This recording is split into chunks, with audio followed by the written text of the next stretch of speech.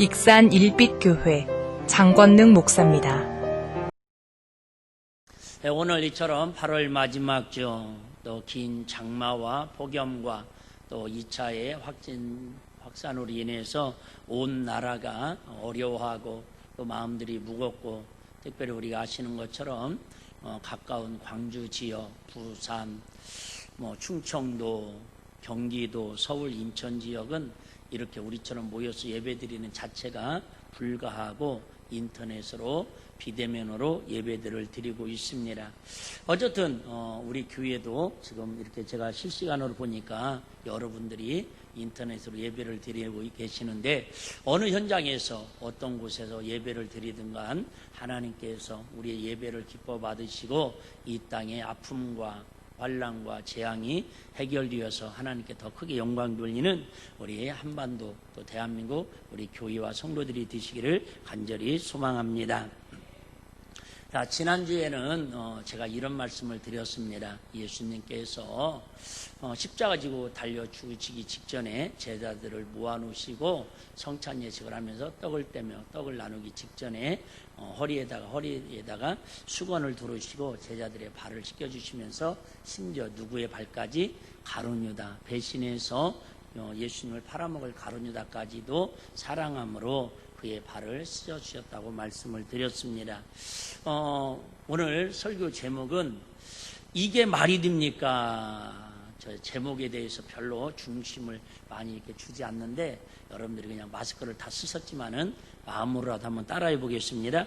이게 말이 됩니까? 시작. 네, 그래요. 정말 어떻게 보면 요즘 이 상황을 바라보면 이게 말이나 되는 일입니까? 이렇게 표현할 수 있겠습니다. 그런데 저는 이런 시기와 코로나에 대한 이야기를 하려고 하는 게 아니라, 오늘 물론 이런 시국을 어떻게 하면 우리가 잘 이길 것인가, 그런 내용을 담고 설교를 하고 있지만은 나라를 비판하거나 이 시국을 원망해서 이게 말이 됩니까? 이런 뜻이 아니라, 오늘 본문을 통해서 어떤 하나님이 이런 시련과 환난을 통해서 우리가 원하시는 뜻이 무엇일까? 다시 금요철회 때도 말씀드렸지만은, 지금 이 나라에 이렇게 어려움이 오는 것은 출애굽기에 보면 이스라엘 백성들을 하나님이 사랑하셔서 결국 하나님의 계획표 속에서 여러 가지 시험과 연단을 거쳐서 결국 가나안 땅에 정복하게 하려고 애굽에서 종노릇을 하게 하십니다. 근데 그 종노릇을 하면서 시간이 지났는데도 불구하고 이들이 하나님 앞에 부르짖어 기도하지 않고 오직 하나님만을 섬겨할 사람들이 이제는 노예 생활에 익숙해집니다. 교회 생활에 익숙해지고 그냥 교회 왔다 갔다 하는 거에 익숙해집니다.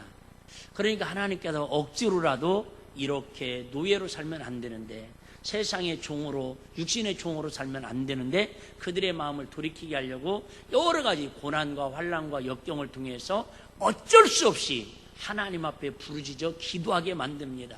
부르짖어 기도하니까 하나님께서 가만히 들으시고 그들의 부르짖는 기도가 하나님께 상달한지라 하나님이 그들에게 약속하신 걸 기억하셔서 천사를 보내서 그들을 출애굽하기로 하나님이 계획하시고 실행을 하시는 겁니다. 많은 분들이 지금 아파하고 있습니다. 힘들어하고 있습니다. 도대체 하나님이 살아계시다면 왜 이렇게 전 세계가 코로나로 힘들어하고, 여러분 아시는 것처럼 한국 교회가 이 교회 저 교회 할 것 없이 전부 다 대한민국의 국민이라면 아마 90%는, 심지어 목사님들조차도, 교회를 다니는 성도들까지도 일정한 교회에 대해서 비판하고 정죄하고 이렇게 마음 아픈 소리들을 하고 있습니다. 그래서 제가 지난주도 말씀드렸죠.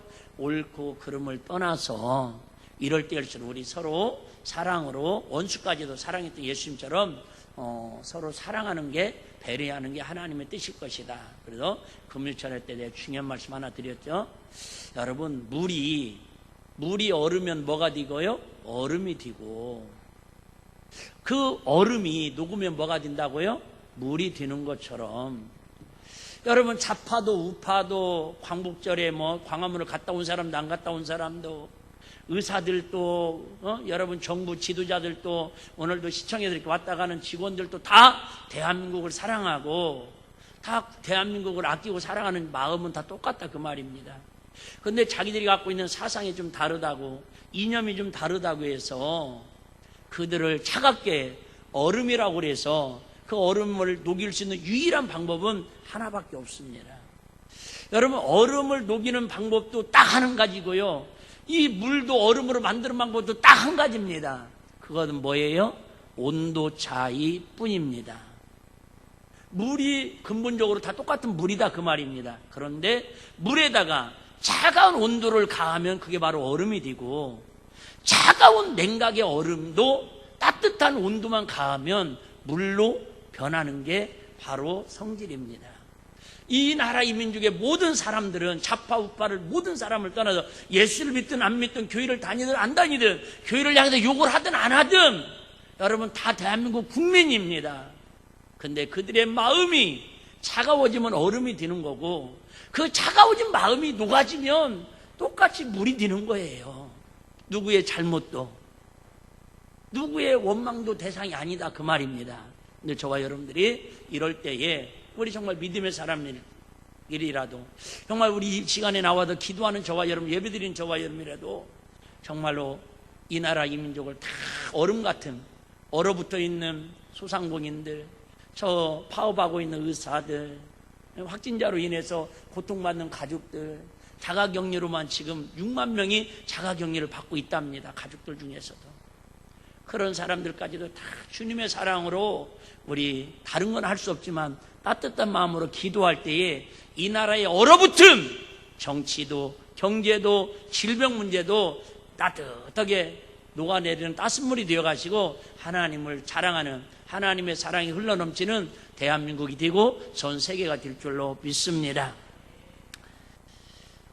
우리나라 농촌에는 저희 집에도 있었는데요, 지금은 도시문화지만은 그 당시 시골에는 거의 다 도끼라는 연장이 하나씩은 다 있습니다.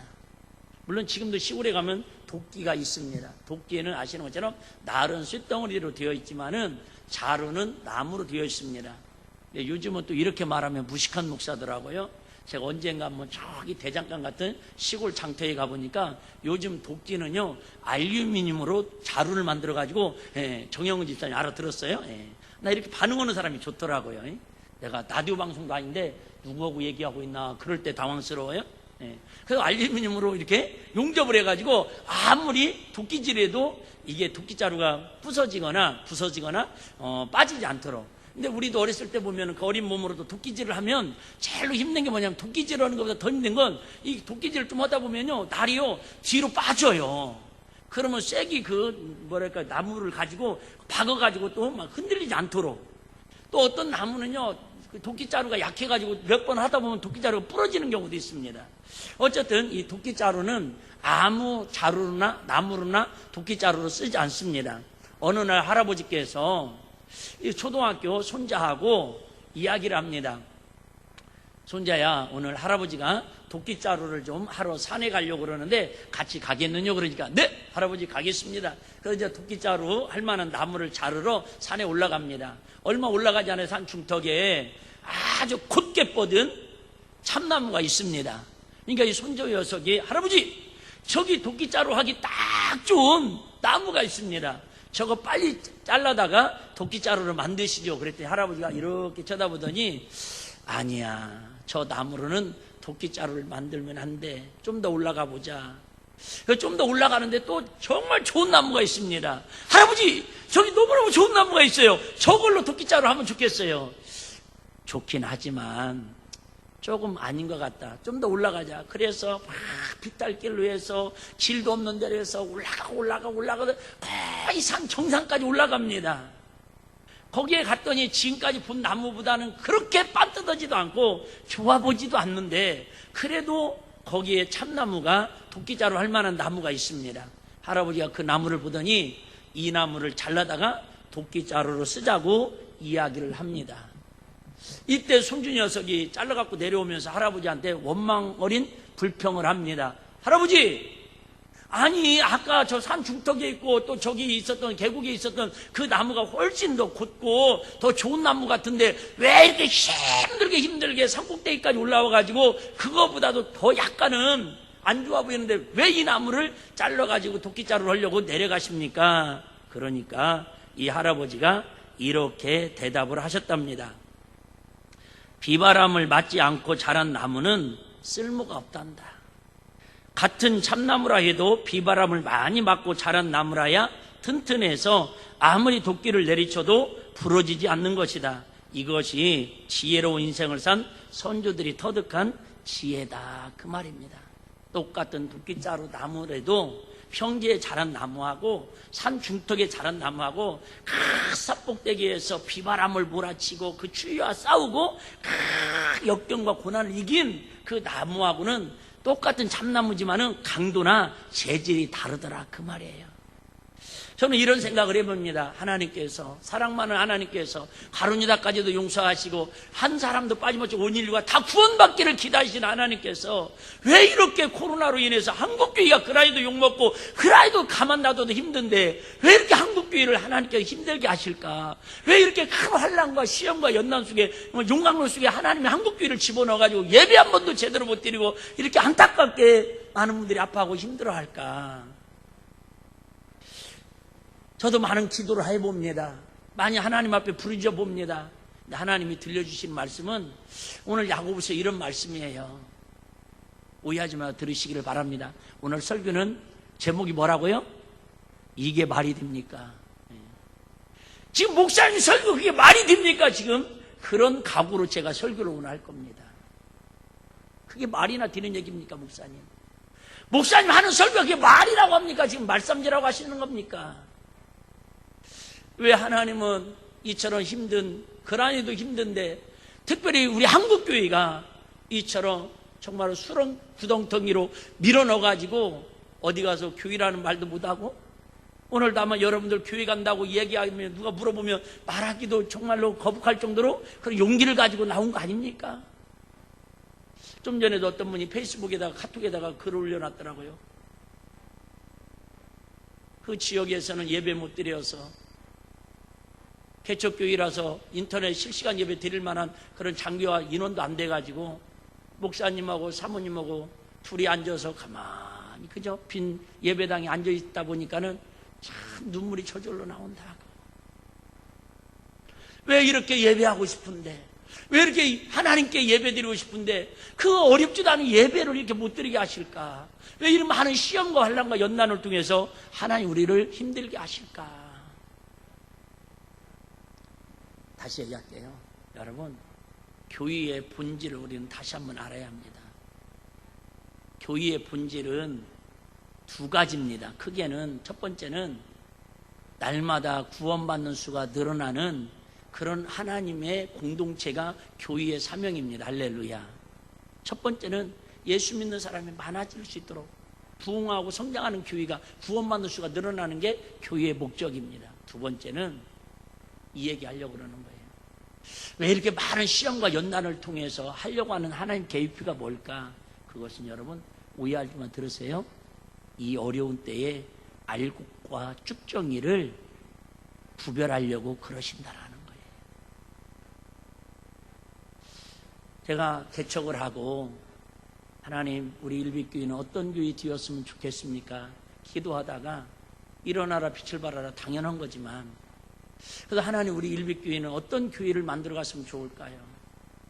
제 마음에 기도하다가 상징적으로 십자가를 바라보면 항상 예수님이 생각나는 것처럼 우리 성도들에게 달마다 24시간 어떤 신앙으로 살았으면 좋겠는가를 그런 마음에 새기기 위해서 제가 이제 두 가지 물건을 저쪽 비전홀에 그 본당이 있을 때 거기에다가 갖다 놨습니다. 하나는 여러분 나가다 보면 좌측에 현관에 있는 절구통을 갖다 놨었습니다.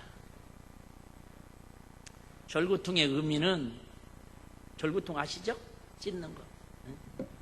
잠언서에 보면 미련한 사람은 절구통에다 넣고 절구질을 해도 그 미련의 껍질이 벗겨지지 않는다고 그럽니다. 여러분 우리 영적인 사람은요 육의 비늘이 벗겨져야 진리를 알고 귀가 열려야 영적인 음성을 들을 수 있는 거야. 할렐루야.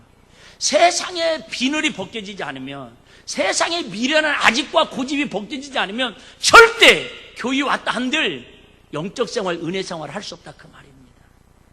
그래서 제가 그 절구통을 갖다 놓고 날마다 우리 시골에도 갖고 왔어요. 절구통에 넣고 날마다 우리를 쪄서 오늘도 내가 갖고 있는 미련의 껍질이 하나님 앞에 벗겨지게 하옵소서, 그런 마음을 담아서. 두 번째는 그 위에다가 뭘 갖다 놨냐면 이걸 갖다 놨습니다. 이게 뭔 줄 아시죠? 이거 모르는 사람은 강남에서 온 분도 알 텐데, 키라고도 하고 시라고도 하고 하여튼 그래죠. 우리 시골에는 키라고 했어요. 내 키하고 딱 맞네.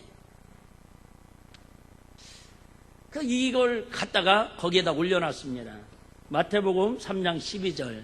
손에 키를 들고 자기의 타작마당을 정하게 하사 알곡은 모아 곡간에 들이고 쭉정이는 꺼지지 않는 불에 던지리라.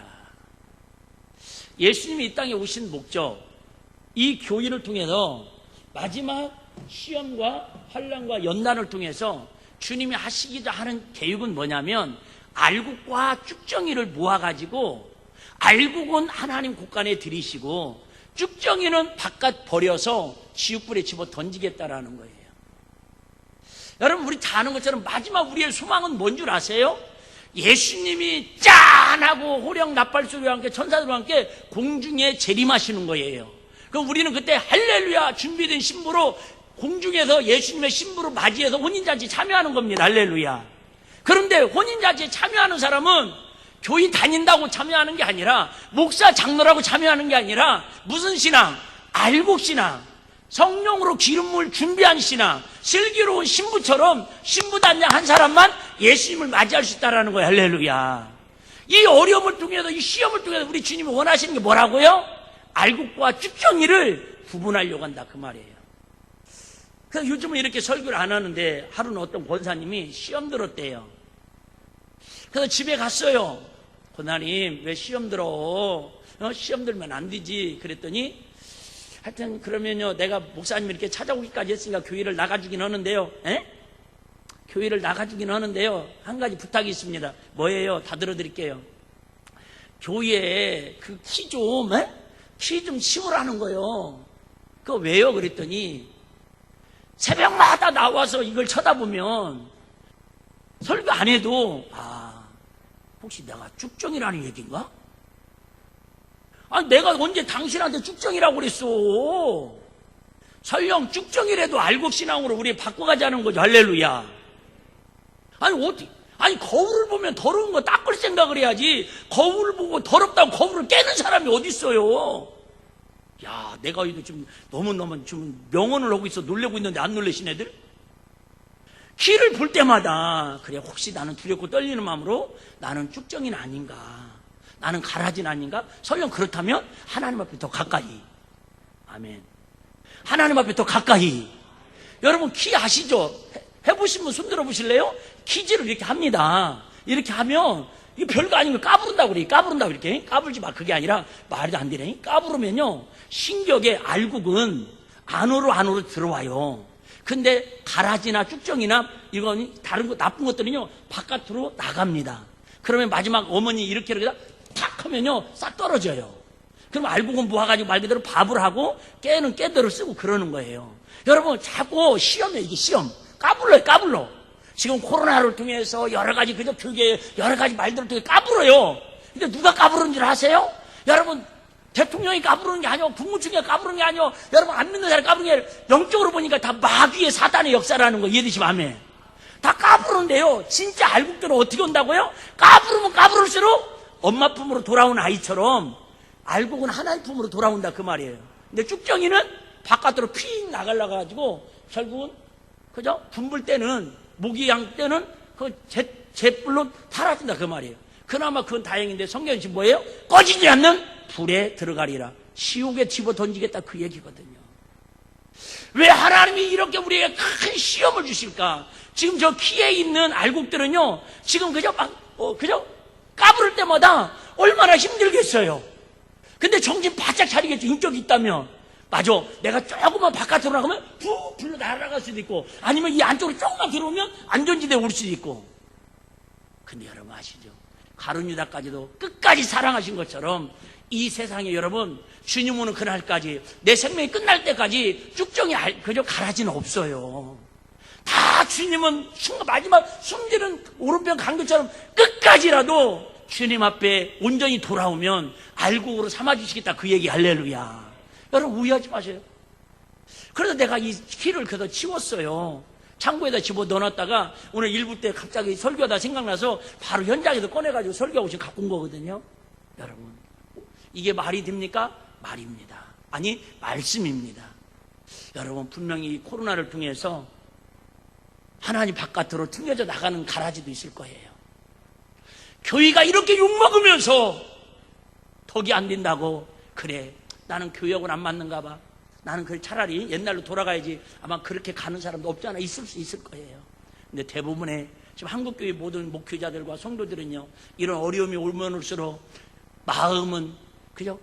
몸은 거리두기 때문에 좀 멀어지고 교회는 가까이 와서 예배 못 드리는 대로 마음만큼은 하나님 앞에 더 가까이, 성전으로 더 가까이, 하나님께 더 가까이 나가는 그런 은혜를 주님이 기다리신다, 그 말이. 할렐루야. 자, 오늘 본문은 몇 번 설교를 했었는데요, 예수님의 친동생인 요한, 그죠? 아니, 야고보가, 사도 야고보가 기록한 책입니다. 자, 이런 얘기입니다. 간략하게 말씀드리면, 자, 로마서를 먼저 기록한 목적이 뭐냐면, 사도 바울을 통해서 구약시대는요, 철저하게 율법을 지키는 게 그들의 사명이었습니다. 그런데 예수님이 십자가에 빌려 죽으셨음에도 불구하고 그들은 오직 율법을 지켜야 구원받고 의로워진다는 거예요. 그러니까 사도 바울이, 아니야, 율법으로는 의로워지는 게 아니라 죄를 깨닫고 하나님을 만나야 돼, 즉 예수님을 만나야 돼, 그 설교를 하면서 오직 믿음은 그죠? 의인은 믿음으로 살리라, 오직 믿음을 이야기합니다. 그래서 이제 믿음이 막 선포됩니다. 그랬더니 이스라엘 백성들이 중심이 주로가 뭐냐면, 율법에 막 억압되어 있다가, 야, 그렇게 안 살아도 돼, 오직 예수 이름만 의지하면 돼, 오직 예수 피만 의지하면 돼, 오직 하나님 자녀 주권까지 살면 되니까 신앙생활이요, 피상적이고 아주 뭐랄까요, 자유분방해지고요, 아주 형식적으로 의식적으로 신앙들이 타락해 갑니다. 그럴 때에 이 야고보서를 통해서 균형을 맞춰라. 율법으로 구원받는 것도 아니지만 율법을 무시하고 자유분방하게 하나님의 말씀을 없이 여기면서 그렇게 살아도 안 되느니라. 그래서 아시는 것처럼 행함이 없는 믿음은 죽은 믿음이라고 야고보 사도를 통해서 우리에게 강력하게 교훈하고 있습니다. 시대에 따라서 그 말씀의 해석을 좀 이렇게 조명할 수 있어야 한다, 그 말이죠. 자, 우리가 아시는 것처럼 이스라엘 역사에서 흩어진 유대인을 갖다 뭐라고 하냐면 디아스포라라고 그럽니다. 디아스포라라는 것은 이스라엘 구약에서는요, BC 722년하고 BC 586년에 아수르 바벨론에서 이스라엘 백성들이, 유다가, 이스라엘이 망합니다. 그들이 망하니까 그들이 살기 위해서, 즉 신앙을 지키기 위해서, 그 당시에 뭐 예를 들면 다니엘 같은 경우도 포로로 끌려가 버렸었죠. 그들이 살기 위해서 세계 가까스로 막 퍼져나갑니다. 그런데 그 당시에, 예수님 당시에 본국에는, 이스라엘에는 유대인들이 300만 정도 살고 있었는데, 세계 곳곳에 흩어져 있는 유대인들은 400만 정도가 살고 있었답니다. 그러니까 본국에서 살고 있는 사람들보다, 우리도 그랬잖아, 일제시대 때 막 우리나라가 어려우니까 독립운동하기 위해서, 나라를 다시 한번 건국하기 위해서 만주로만 피신가 가지고 애국운동하고 그랬었지 않습니까? 그런 디아스포라들이 퍼진 사람들이 세계 도처에 400만 명, 본국을 그래도 끝까지 지키는 사람이 300만 명. 이렇게 해서 첫 번째가 BC 722년하고 BC 586년에 남유다 북이스라엘 멸망하면서 그들이 신앙을 지키기 위해서, 살기 위해서 세계 곳곳으로 퍼진 사람들이 400만 정도 있었답니다. 우리가 아시는 것처럼 사도행전 7장에 저번 주에 설교 드렸죠. 스데반 집사님이 성령 받고 복음을 전합니다. 돌에 맞아서 죽습니다. 그러니까 그 모습을 보니까, 예수 믿는다는 이 하나만으로 돌에 맞아 죽는 모습을 보니까 솔직히 예수 믿는 사람들이 두려워요, 안 두려워요? 두렵지 않습니까? 안 두려워요, 두렵죠. 그런데 이게 예수 믿는 사람들은 고의 여혈을 막론하고 싹 잡아 죽이라고 명령이 내려옵니다. 그래서 제일 먼저 스데반 집사님이 그렇게 순교에 당하고, 사도 중에 사도인 야고보 사도가 잡혀가지고 톱으로, 살아있는 자체로 톱으로 쓸어가지고 그를 죽입니다. 그래서 저작거리를 버리는 게 그게 일어납니다. 이런 모습들을 보니까 아무리 믿음이 좋아도, 야, 이건 아니다. 그래서 그 믿음을 지키고 자녀들에게 어떤 신앙의 길을 열어주기 위해서 이들이 또 제2의 디아스포라로 세계 곳곳으로 퍼져나갑니다. 그 소식을 듣고 사도 바울이 그들을 잡아 죽이려고 쫓아다니다가 다메섹상에서 예수님을 만난 겁니다. 그리고 세계 곳곳에 흩어져 있던 그들을 찾아가서 이제는 복음을 전하고 교회를 세우고 그 선교사에게 3차까지 했던 게 사도 바울의 생애였습니다. 자, 다시 얘기합니다. 이들의 첫 번째와 두 번째 디아스포라로 퍼져있던 이스라엘 백성들의 공통점은 뭐냐면 둘 다 살기 위해서, 목숨을 지키기 위해서, 자녀들을 지키기 위해서, 가정을 지키기 위해서 고국을 떠난 것입니다. 그냥 떠난 것이 아닙니다. 집을 버리고 땅도 농토도 다 버렸습니다. 급히 야반도주를 하는데 무슨 집을 팔고 땅을 팔고 떠나왔겠습니까? 가계의 권리금을 충분히 받아 떠나왔겠습니까? 아닙니다. 몽땅 손해를 보고 오직 목숨만을 부지하기 위해서 떠나왔습니다. 부모들은 우리는 이렇게 살았지만은 우리 자녀들한테만큼은 이렇게 살게 할 수 없다고 그래서 자신들을 희생해서 자식들이라도 안전지대에 살게 하려고 한밤중에 36개월의 주랭랑을 치듯이 도망 나와서 흩어진 사람들이 바로 유대인들입니다. 이들이 가장 추구하는 것은 무엇입니까? 돈입니까? 직장입니까? 명예입니까? 권력입니다? 아닙니다. 이들에게는 샬롬, 첫 번째도 두 번째도 세 번째도 뭐예요? 안전입니다. 안전.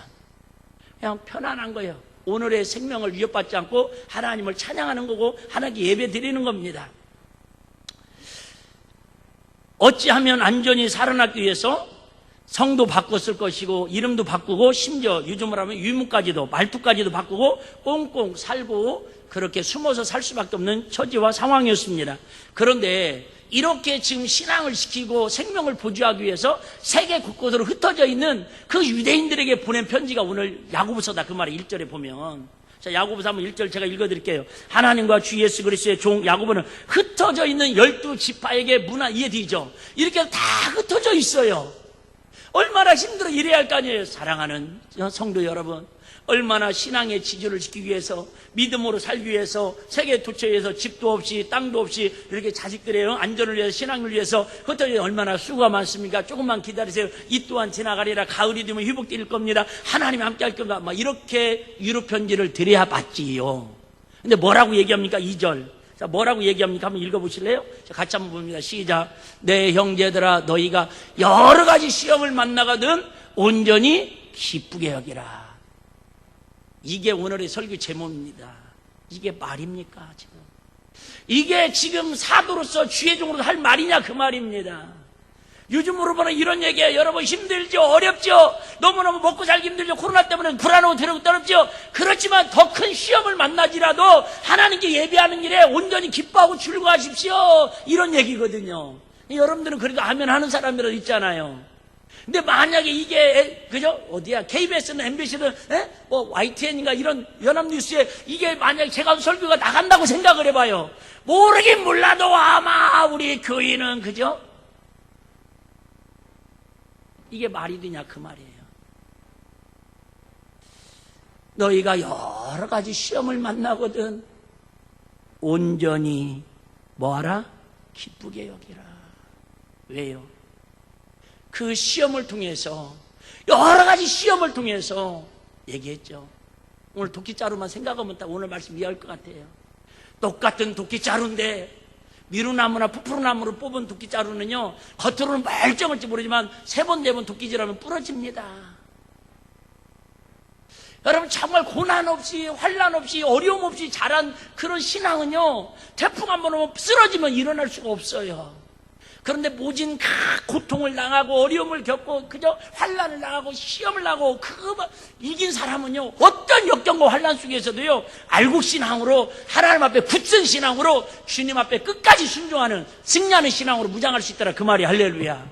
난 우리 일빛교회 성도님들이 그냥 바람 불면 씩 날아가고 좀 어려움이 오면 꼬꾸라져가지고 나 시험 들었어요 들으며 누워있고 이런 성도들이 아니라 어떤 여러 가지 시험을 만날지라도 알고기 신앙으로 온전히 그 시험을 통해 기뻐하고 즐거워하여 하나님 앞에 인정받고 칭찬받는 그런 믿음의 성도들 우리 일빛교회가 되고 이 나라의 민족이 되기를 위해서 하나님 여러 가지 시험을 우리에게 허락하시는 거 아닌가? 저는 그런 마음으로 기도하면서 오늘 이 말씀을 나눈다 그 얘기예요. 말이 안 되는 것 같지만 여러분 크게 제가 볼 때는 성경이 우리에게 주시는 교훈인 것 같습니다. 시험을 만난다라는 뜻은 시련의 한가운데 떨어진다는 의미입니다. 마치 장마철에 홍수가 범람하는데 소용돌이 치는 물 한가운데 들어가 있는 것을 말합니다. 육체적으로, 정신적으로, 영적으로 그야말로 폭탄을 맞은 상황입니다. 경제적으로 핍잡합니다. 당장 의식주가 걱정입니다. 잠이 오지 않습니다. 질병의 고통이 극심합니다. 아이들의 생명이 위태롭습니다. 그런데 이런 것을 기뻐하라고 합니다. 지금 우리나라 그런 거 아니에요? 한마디로 우리나라 지금 핵폭탄 맞은 거 아니에요? 정신적으로도 핵폭탄 맞고, 의료계도 핵폭탄 맞고, 아파트 문제도 핵폭탄 맞고, 뭐 다른 거 몰라도 우리 신앙 예배만큼은 지금 핵폭탄 맞은 거 아니에요? 얼마나 절망 가운데 빠져 있습니까? 그런데 이런 상황에서 기뻐하라고요. 이런 상황에서 온전한 기쁨으로, 그죠? 하나님 앞에 온전히 성숙해져 가라고요. 이게 말이나 되는 얘기냐 그 말입니다.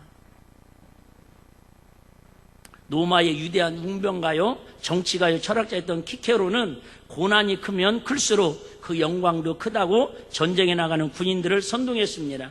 그러나 지금 흩어진 나그네 이들에게는 첫째도 안전, 둘째도 안전, 셋째도 안전입니다. 시련이 아니라 평안이 제일로 중요합니다. 그럼에도 불구하고 우리 주님은, 그죠?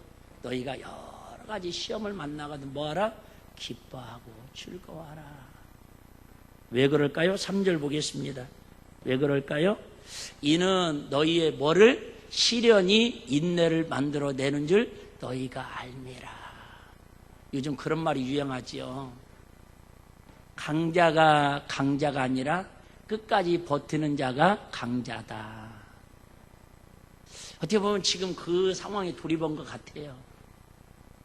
얼마나 우리가 예배를 잘 드리냐, 뭐 헌금을 많이 하느냐, 사람이 몇 명 모였느냐, 뭐 그저 성가대가 몇 명 섰느냐, 교회가 지금 하는 일이 무엇이냐, 이런 걸 따질 때가 아니라 지금은 정말 이 시험과 연단 가운데서도 우리의 믿음의 인내를 만들어 가기를 주님이 원하시는 것 같아요.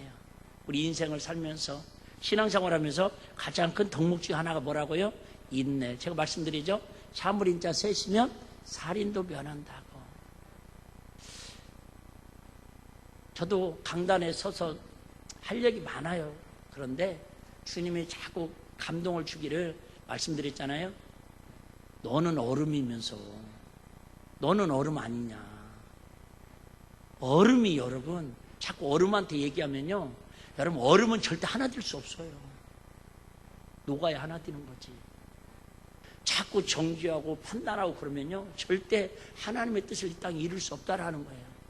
우리만이라도 좀 하나님의 뜻을 구하면서 따뜻한 마음 가지고 이럴 때에 세상에서는 침묵하고 하나님께는 부르짖는 우리 일빛교회 성도들이 됐으면 좋겠어요. 할렐루야.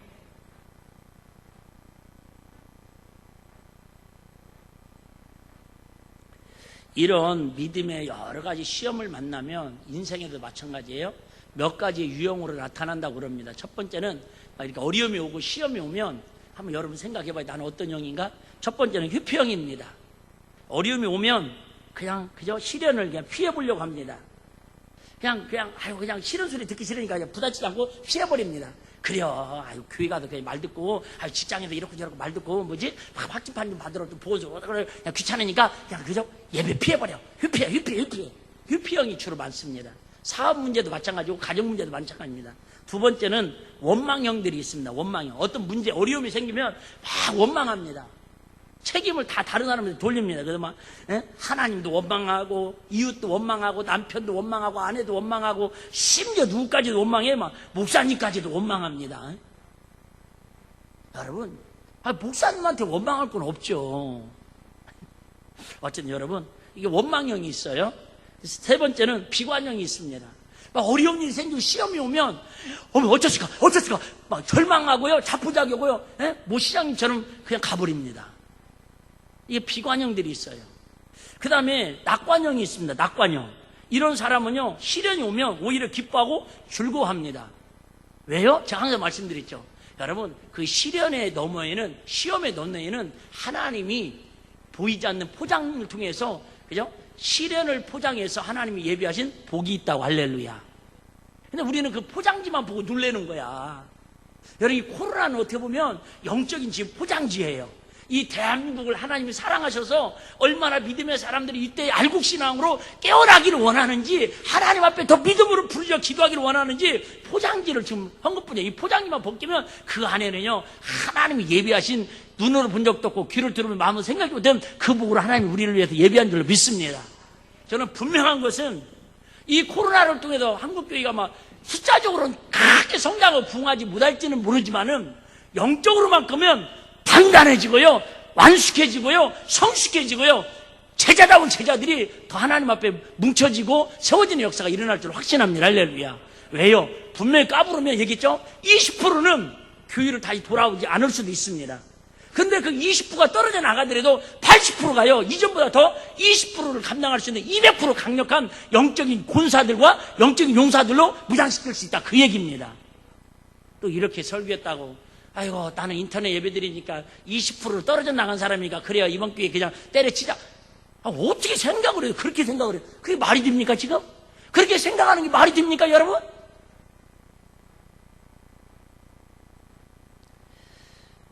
그래서 하나님은 우리가 믿음의 시험을 왜 기뻐하라고 한다고요? 그 시험을 통해서 인내를 이루시려고.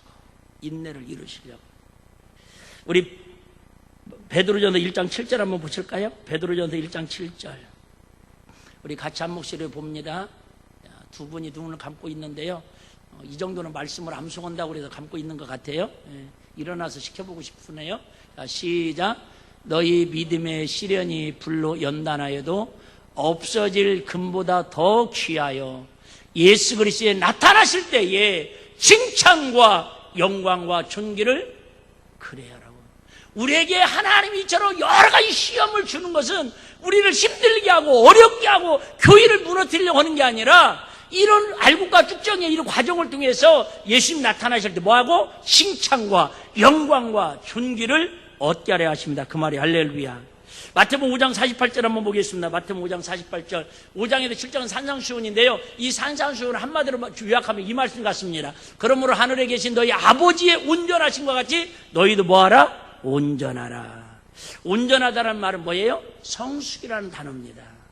여러분, 이런 코로나를 통해서 우리 대한민국 국민성이 좀 더 성숙해지고 저와 여러분들의 마음도 영적으로도 성숙해지는 은혜가 있기를 주의 이름으로 축복합니다.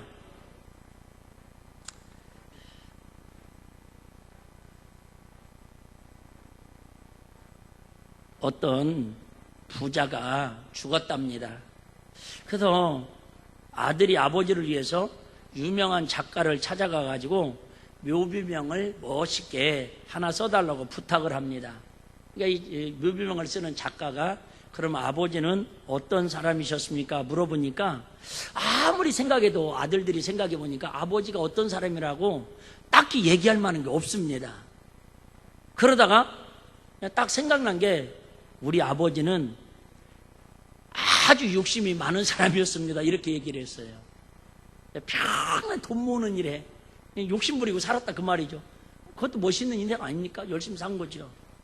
그랬더니 이 작가가 직접 묘비명을 쓰기 시작합니다. 몇 초도 안 걸려갖고, 몇 분도 안 걸려 써가지고 건네주는데, 그 아들들이 이렇게 그 묘비명을 읽어보니까 이런 내용입니다. 먹다, 살다, 죽다. 먹다, 살다, 죽다.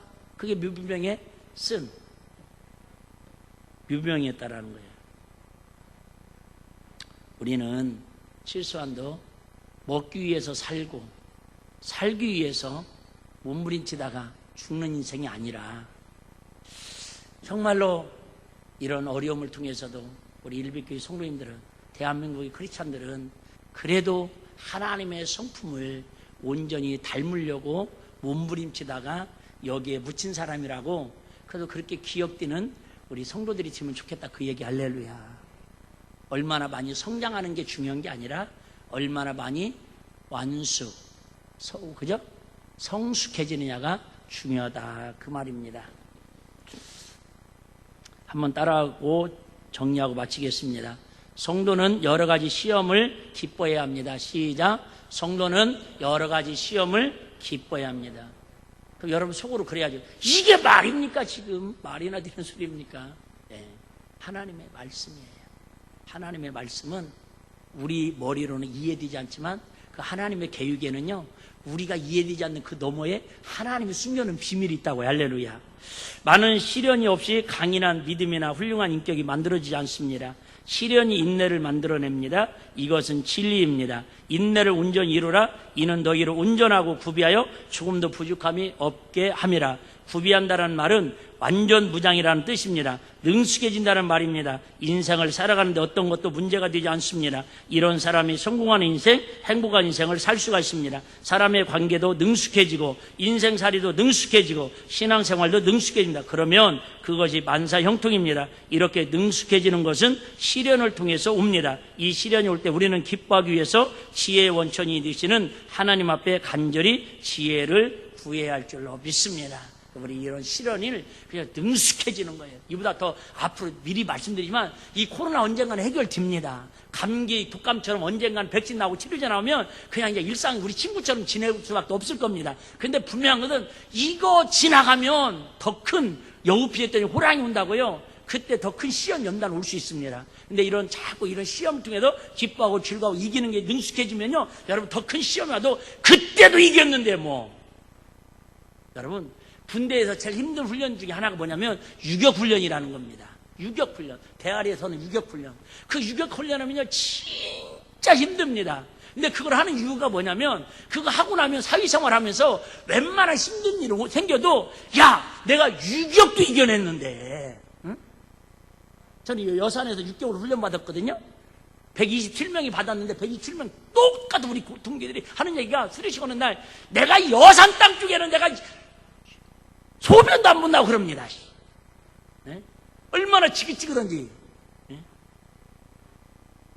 그런데 여러분, 그렇게 지긋지긋하도록 훈련받고 익숙해지고 능숙해지니까 그래도 여러분, 제가 사회생활 하면서 목회하면서 그래도 이만큼이라도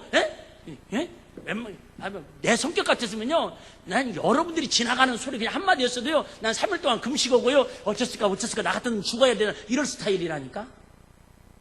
근데 지금은 웬만큼 들어도요 힘들지.